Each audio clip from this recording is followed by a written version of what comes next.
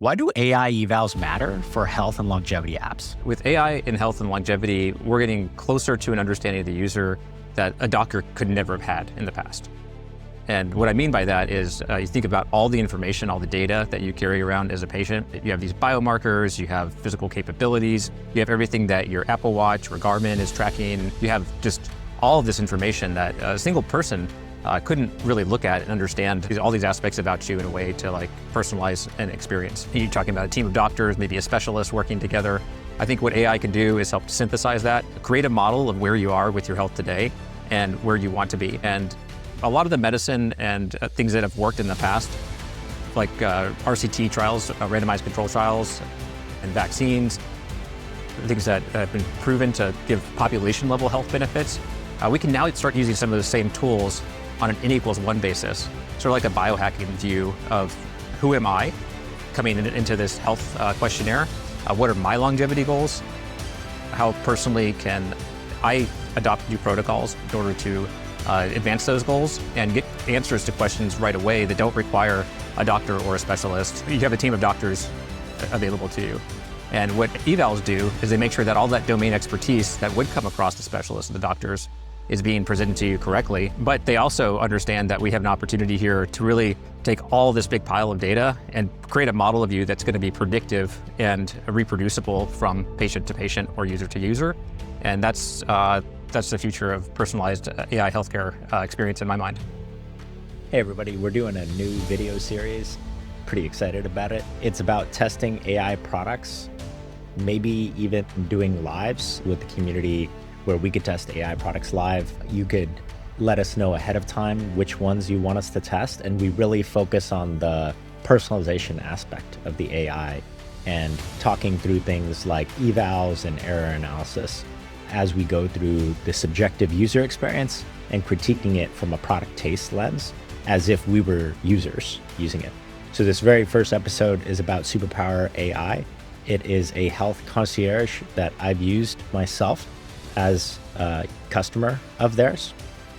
And we looked at this as the AI health coach, AI doctor sort of example, because that's a very sensitive example of where AI intersects with very real human experiences with a high amount of what I call personalization sensitivity. And we thought this is a great example of how builders of the future could kind of share transparently and in public about designing and testing AI products. So we hope you find this fun and useful and helpful. Please let us know what you think. We're always open to feedback. I always want to make the content better for you all. And let us know what AI products you want us to test next time. Okay, hope you all have fun. Let's get into it. Let's get into the portion where we tackle an existing live AI product and we look at it and we test it out and we just critique it from a product taste perspective and from an epistemic evals kind of hyper-personalization point of view. That's generally the perspective that we bring. We really focus on hyper-personalization as a problem, modeling the user, the self, and the belief systems of the user so that the AI is giving hyper-personalized recommendations or responses that helps the user meet their goals. So today we're looking at Superpower, which is in beta. I'm actually a customer, and this is the Concierge. This is their AI tool. And here we're just going to select Ask Your Superpower AI. So I've done a lab test with Superpower where they drew my blood and I got to see some of my biomarker data and my biological age. Didn't look good. I'll say that. Aging at a fast pace, according to their lab results, not great. So I'm a health optimizer, biohacker persona. I'm Robert. I'm going to this and I have a bunch of questions. So let's just go ahead and start with something easy. So I like grounding things in terms of the jobs to be done framework. The idea in job theory is that customers or users hire a product or service to get a job done and see progress on that job to be done. For me, coming into the Superpower app and talking to the AI concierge, this Ask Superpower AI, one of my jobs to be done might be give me the next best protocol recommendation for me at this point in time based on my data. One question I might ask, what are the obvious things I should be doing to improve my health? And let's go ahead and ask it. And Jonathan and I from epistemic me are going to critique the agent response and experience. So already what I'm kind of seeing in real time is this is a lot. The animation is very fast. There's no way I could have read this. And I see that they have like a simple markdown packaging for the information. You can see that like 1, 2, 3. It also looks like within the 1, 2, 3, they have chosen for numeric lists only and no bullets. Just make it a little hard to read. Let's start at the top. Based on your biomarker data, here are some key areas to focus on for improving your health. I'll explain each recommendation and its connection to your data. First off, I like that it's explaining, hey, everything past this sentence tells you that we are trying to get your job done, which is I wanted a recommendation around my N=1 use case, my biomarker data. So I like that it did that. Let me go to Jonathan for initial impressions. Any initial impressions, Jonathan? We're going to slowly scroll Yeah, through. I'd agree with you. Said, didn't consolidate a brief set of things that, is easy to walk away with and implement. But more than anything, what I'm drawn here to is that when you say me and my health, right, it's looking at you and it's seeing biomarkers. Like it doesn't really see somebody that has experiences and, so it's not talking about your energy levels throughout the day. It's not talking about the food that you eat or the sleep that you get, and some of the things that are just like foundational and critical. It chose not to answer the question in terms of behaviors, and it's not looking at you in terms of behaviors. It's looking at you in terms of these specific biomarkers, and it considers all of health to be changing these biomarkers. And, that's just kind of like maybe like a neurodivergent way to look at a human, right? Like you wouldn't expect. So I guess there are some general lifestyle recommendations, but those are general, right? Those aren't personalized. Well, and then also what's interesting is they didn't lead with this, right? Yeah. And in the longevity space, what you learn is pretty quickly the Pareto principle applies, which is how do I improve my longevity strategy? Sleep well, exercise well, diet well. And so you get 80% of the value doing the sleep, exercise, diet thing and optimizing the depth of that. And so I actually, for me, as a person that understands that, that's my belief based on all the information I've consumed around longevity science is I would have liked this personally, and we are in my account. So I wish the system had a way of recognizing that's where I'm at in my longevity journey and really recommend this first. But not only that, like, I don't know.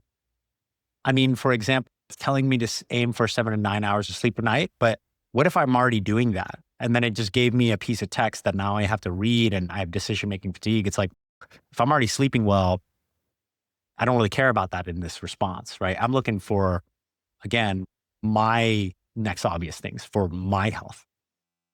So that's another commentary I'll add there. Yeah, I think like the amount of sleep you got when you were taking these tests would be some of the most interesting contexts that you could have, right? Yeah.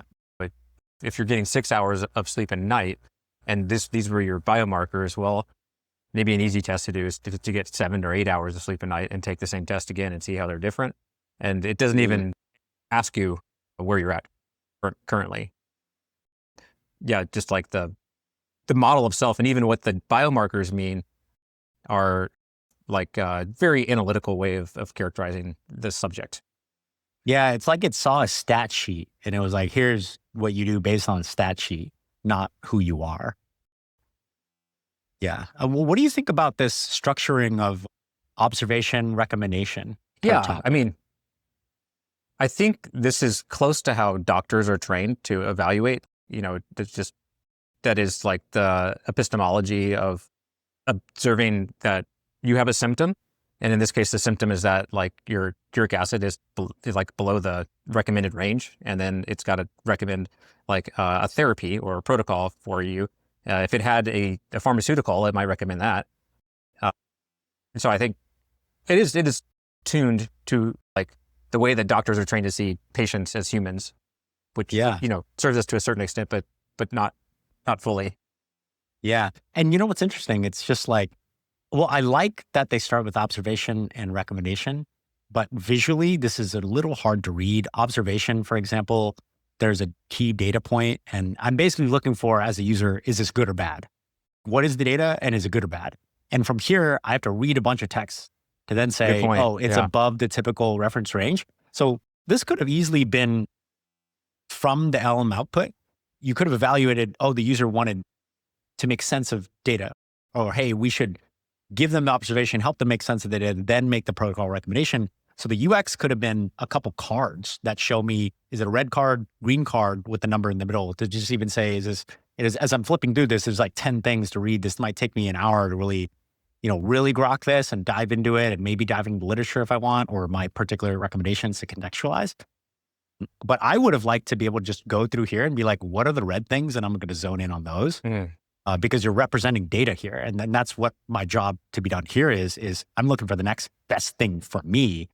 So that's another UX critique. Another UX critique, this obviously doesn't know me because it's saying limit intake of red meat, organ meats, shellfish. I'm vegan. I've been vegan for years. So doesn't know me. This is a waste of me reading this sentence even. Like this could have just not been there and my life would have been better using this, right? Reduce alcohol consumption. If it had known me too, I haven't drank alcohol in about 5 years now. So this is also just more fatigue for me to read, like text fatigue. This is interesting. Stay well hydrated. Cool. Consider increasing your intake of cherries or cherry juice. That's interesting. I've never heard of that. But here I would even question, why does this matter? And I would have loved like an evidence point. Like maybe if you're going to give a recommendation, depending on the user, like maybe for me, for example, if you're going to recommend to me a more engineering or scientific oriented person as an ICP, I'm more likely to evolve my belief system if there's scientific rigor around the evidence for a protocol recommendation.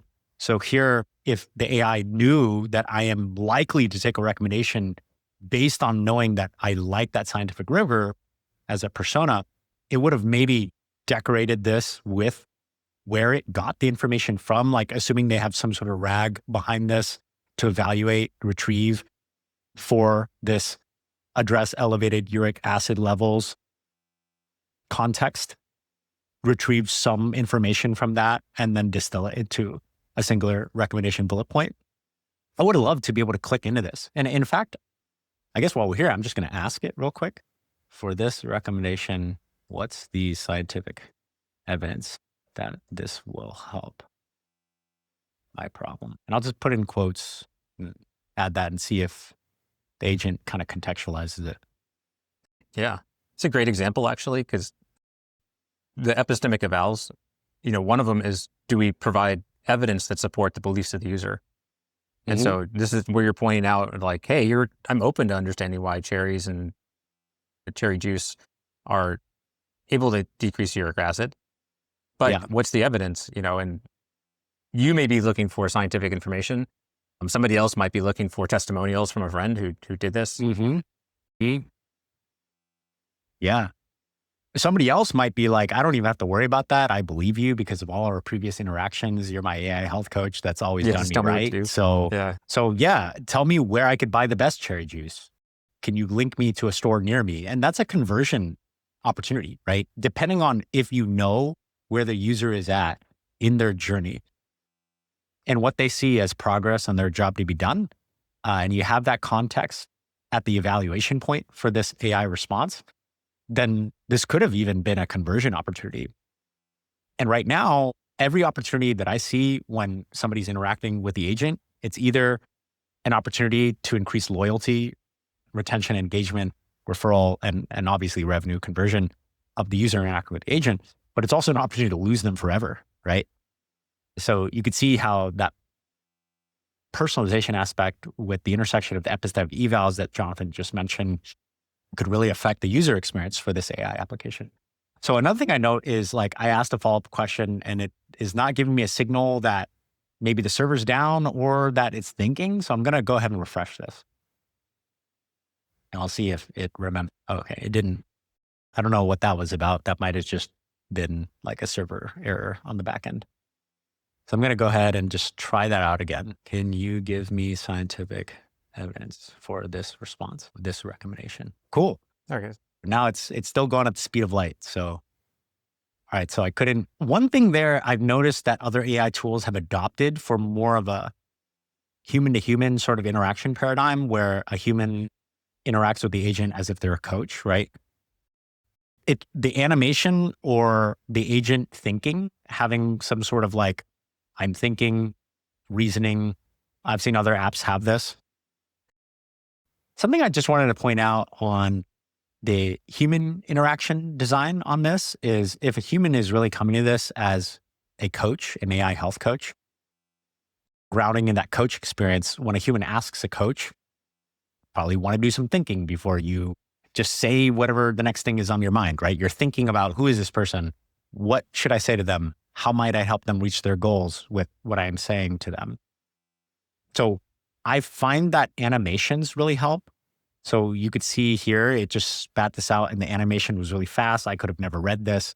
So there's that sort of feeling of like, when you're talking to a person, it's almost like, here's a bunch of stuff, and I'm just saying a bunch of stuff. An interaction design that I've seen other apps have is thinking and then a time increment, like 0 seconds, 1 second, 2 seconds, 3 seconds, or reasoning 0 second, 1 second, 2 second, 3 second. And that gives that sort of interaction where it feels a bit more human. And it gives me time, like it makes me feel like, well, this thing thought about it before it gave me a response. But it just gave me an instant response. That feeling that it really thought about my use case is not quite there. I think the design pattern you're talking about is called explicit provenance. Oh, yes. Okay. Thanks, Jonathan. I totally agree. That's so helpful to understand. Because if it was telling you, I'm searching these documents now, and now I'm going to come back with an answer in a second, you're following along with where it's coming from. Totally. So let's go ahead and just fact check it but let's just go ahead and look for this. All right, cool. This looks real. Cherry consumption decreased risk of recurrent gout attacks, arthritis, and rheumatism. Okay, cool. So that's cool. It gave me some scientific evidence, which is what I asked for. It knew that I was asking about the cherry thing. I just quoted it and gave it to it, so it knew that. Yeah. I think these type of searches, like Perplexity is really strong at this kind of stuff. There's a lot of places you can go. I think the opportunity when Superpower has your health data, like if it knew your current like diet for the day, like maybe it could squeeze in cherries like in a very complimentary way in one of your meals where it doesn't like spike your glucose too much or something like that. Or that's true. It's got a whole person picture here to work with. It can do a lot more than what Perplexity is doing because of that. And I think that's the opportunity with the chat experience here. Yeah. And that's really for AI health coach applications or teams that have that as a product offering or feature. That's really the moat part, right? The personalization part is the moat. And that's why everybody in the AI space talks about how AI application evals are the moat in hyper-personalization sensitive areas such as health, longevity, mental health, personal finance, education, those very emotional domains. It's just a bit more personal. This is where getting obsessed with the personalization of the response matters a lot and can affect your retention, engagement, conversion stories. So yeah, we just broke down a few ways that this happened even on that first interaction, but we have like 6 more questions that we prepped. Let's move to the next one.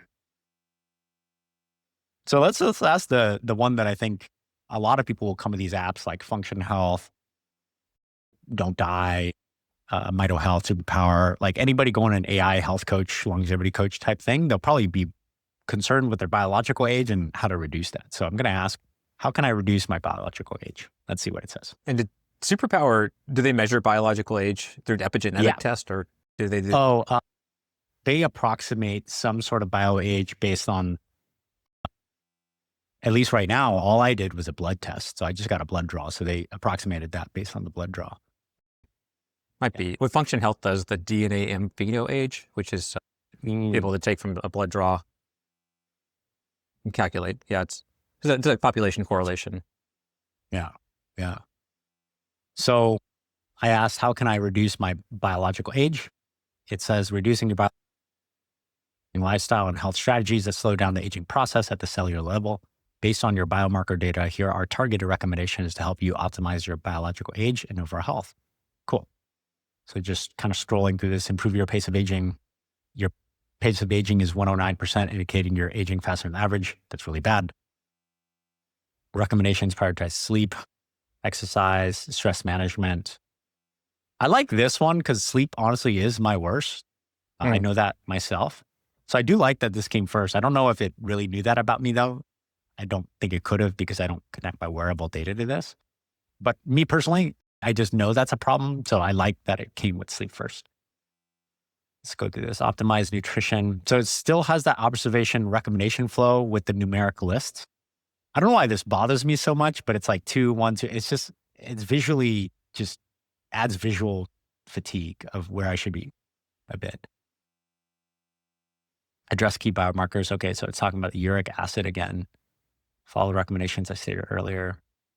Again, here is where it represents data, but the data could have been packaged in more of a UX analytics kind of way rather than just text. Anything you're seeing here? Yeah, I do like how it kind of goes through different factors and it says we understand this is the data that we have for you, and then some recommendations to improve it. Yeah, I think like you're saying, the prompt engineering could use some work where there's just like a TLDR at the top. The biggest impact based on evidence that can move the needle. And make it actionable so these are recommendations. And I think the best test of a recommendation is when the user comes back to the system, have they accepted the recommendation and implemented their life. It's not really bubbled up to that level where it's easy to take away, put into your protocol, come back later, say I did these things, here's my new test, and kind of like work along with the AI. Yeah, that's where like we don't have the behavioral data, right? Like, so for here, it's recommending that I regularly track my biological age and biomarkers to assess the impact of these interventions, adjust your approaches needed based on results. But this is the part I want help on, right? Like, I want help on this. That's why you hire Superpower for this job. I want to adjust my approach as we go. And I want you to be adjusting me and being proactive, preventative, right? So ideally, it's like this thing, we go through this experience of you help me make sense of things, you help me create some protocol recommendations, and then I, like you said, accept some of them because I can't just change 10 habits at once, for example. So it's almost like I need a habit roadmap, and then I need to check in with the coach for accountability. And then I want to see how I'm making progress on that. And how does that make progress on my job to be done, reducing my bio age? Without those, I don't have the feedback loop of I'm actually improving my bio age. So ideally here, what happens is I do stuff and then I measure again in 3 to 6 months, the same test. And then I see, did doing the stuff that this AI coach recommended, did that result in progress on my job to be done, reducing my bio age? So right now, what's going to happen is I have to write all these things down and I have to make sense of which ones I'll do in what order. And then I got to backtrack and kind of map that scientifically myself to baseline data to an updated lab result in a few months after trying some stuff. So there's a lot of gaps to fill there. So I don't get my full job to be done complete here. That's what my takeaway is. Okay. Should we move on to the next one?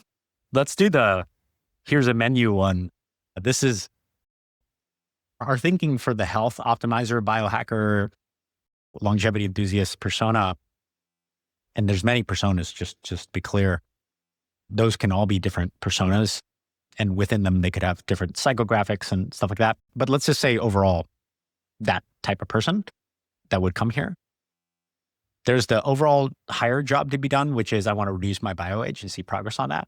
But day to day, I want a coach to help me. So I want to reduce the decision-making fatigue so that I'm getting the bigger job to be done in the micro moments. So what's a micro job to be done? Here's a use case. I'm Robert. I'm out at a restaurant with some friends for lunch. And I still want to make sure every single action, including my diet, everything I eat, even if I'm out for lunch, maps to my bio age.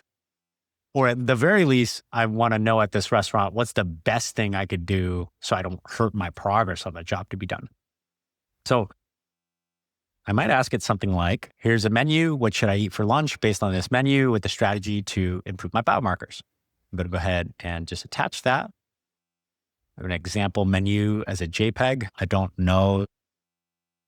I clicked add, but it's not actually adding it. It's going to be a little hard. All right.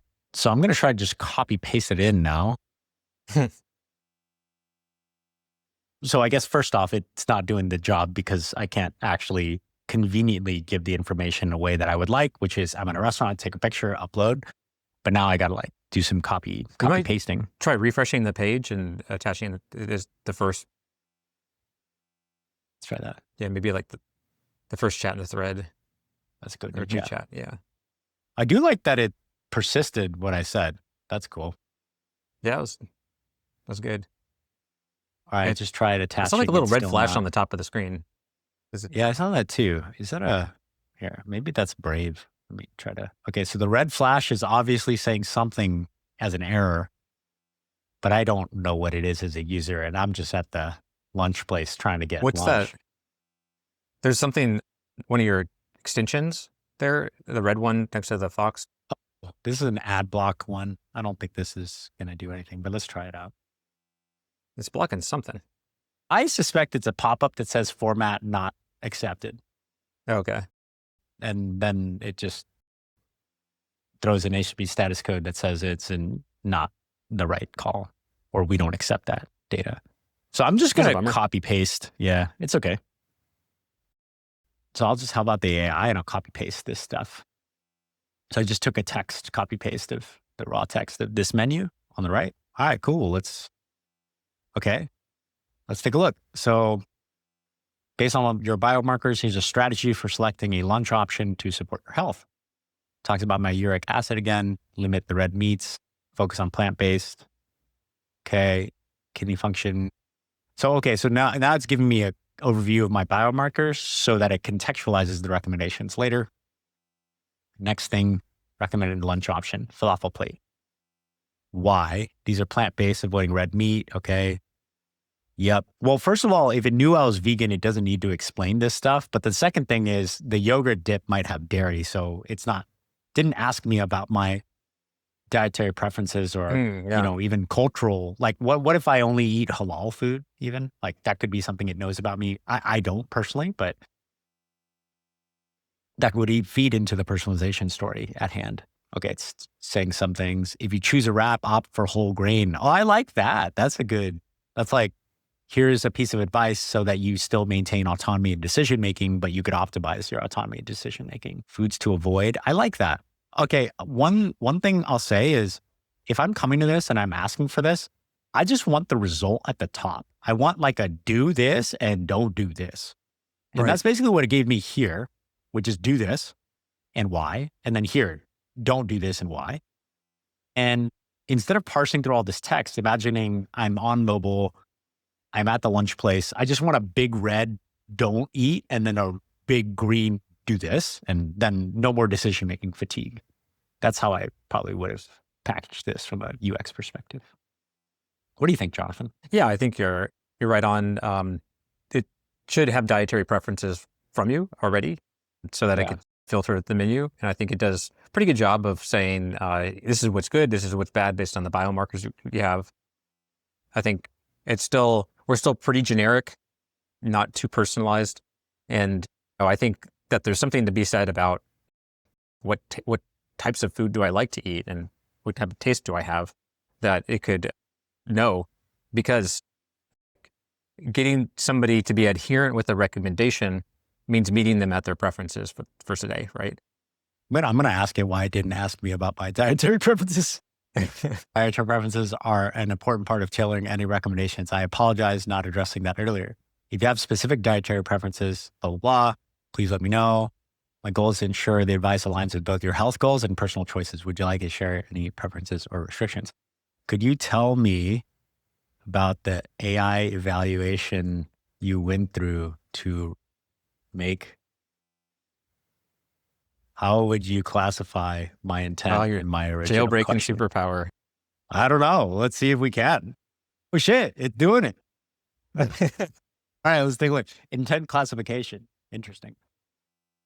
Okay, I consider the key asset. Your intent appeared to be seeking personalized dietary advice based on the menu provided with a focus on improving your biomarkers. This falls under the category of health optimization actionable guidance. Okay, yeah, that makes sense. You were asking for a specific recommendation while implicitly requesting that the advice align with your biomarker data and health strategy. Okay. AI eval process, understanding context, reviewed the biomarker data. I also consider the menu provided, prioritizing biomarkers. I focus on biomarkers that could be influenced by dietary choices. Yeah, that's cool. I like that. I prioritize addressing elevated or borderline values to guide you towards choices that could improve or stabilize these markers. I like that too. Like heat map it, right? Matching menu options. I analyze the menu to identify items that align with your health goals. Okay. Excluded options, personalization. I tailored the response to your biomarker data, but I missed explicitly asking about your dietary preferences, which would have added another layer of personalization. This is something I'll aim to address in future responses. Oh, thank you, Superpower AI bot. Yeah. That's funny. It's pretty interesting. Okay. Yeah. So let me ask you something else now that we're here. What else would you like to know about me to best personalize my experiences? Yeah. This is what we call this personalization readiness, right? Yeah. Here's all these things: preferences, restrictions, health goals, lifestyle activity levels, daily routine, meal patterns, stress and sleep, supplement use, medical history. Yeah, this makes a lot of sense. So none of these were in the input before, but it gave me a ton of responses. So I think what would have worked well, similar to a real health coach, if I went to a real health coach and I said, hey, look at this menu. First time I interact with them, look at this menu. What should I do? And then the health coach was like, here you go. They didn't ask me questions. Well, they weren't ready to give me the recommendation, like that. You can call that personalization readiness or recommendation readiness. And so I think what would have been nice is if I asked this and then the Superpower Concierge AI asked me a bunch of these questions before it gave me the very tactical advice so that it would align with what I want for my own health and longevity goals. Yeah, for it preface the responses saying, we can give you a better response but here's the response I can give you with the information I have. I really like that. That's a good point. Like instead of just saying, hey, I won't give you anything until you give me more, you might say, hey, here's some generic advice, but if you really want hyper-personalized advice or like just for you, could you answer some of these questions? I like that because then that's maybe what a coach might say is like, hey, here's some generic stuff, but to really get into the weeds of this, I'd really have to know your daily routines. I'd have to know your dietary preferences and that kind of thing. That's a good point, Jonathan. Have you used OpenAI's deep research function? Yeah. Yeah. Where it won't even start the research until you've answered a preliminary set of questions. And I think that makes like sense. A nice prompting technique for serious recommendations, where you actually have to go and gather a lot of information and you actually want the user to be responsive to the recommendation. Treat it like a deep research query, right? Where we want to get this right for you. Here's the things we need to know up front. Yeah, totally. So I guess anything else to, and I do like that. I think most people would grok that. Like people listening, if you're listening to this, you're probably already buying ChatGPT subscription and you probably already use deep research, but that recommendation readiness in that interaction where it clarifies more, that totally is in line with what we're talking about here for the health use case. Before we leave this, anything else you want to talk about with the AI concierge experience, epistemic evals, what we do, and personalization, what we do? Anything else that I think builders might consider? Yeah, I think this last query you did is really interesting because I think it's sort of like there's a lot of low-hanging fruit that the system already knows that it could improve responses given this information. And so I think, it's really illustrative. I think we went through some of the key things, knowing who the user is, identifying their intent, and getting that information up front so you can really provide a personalized plan that is as good as the information that you have can allow you to do. Yeah. Those are all good touch points. Yeah. Yeah, definitely. Yeah. So we went over, think about the user's job to be done entering in this domain for this. This is an AI health and longevity coach. So we did a deep dive into Superpower Beta, their AI concierge, which is in the domain or vertical of health, longevity, wellness, that space.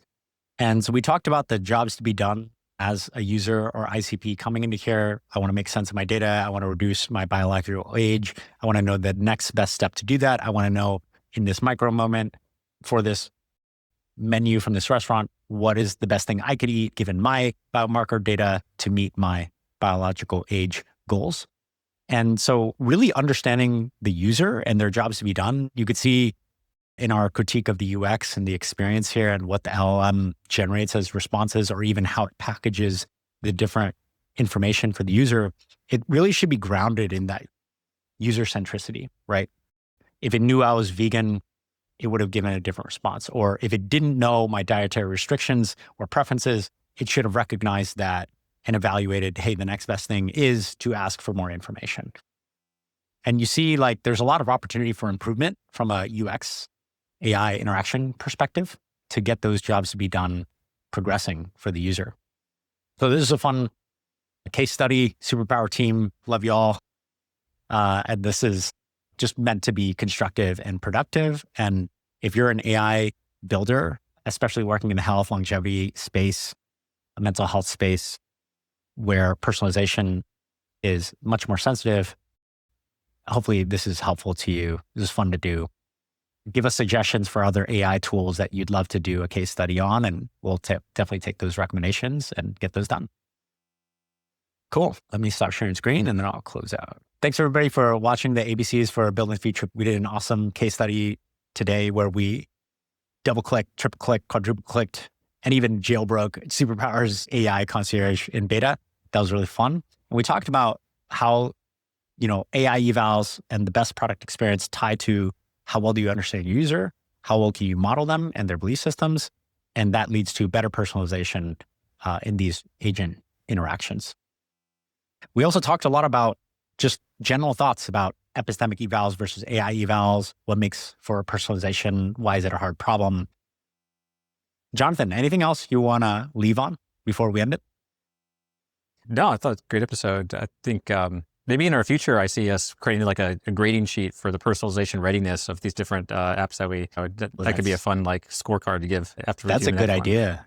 That's a really good idea. I'll add that to my to-do list. Make a little epistemic personalization scorecard rubric. I think that's a great idea. Cool. Awesome.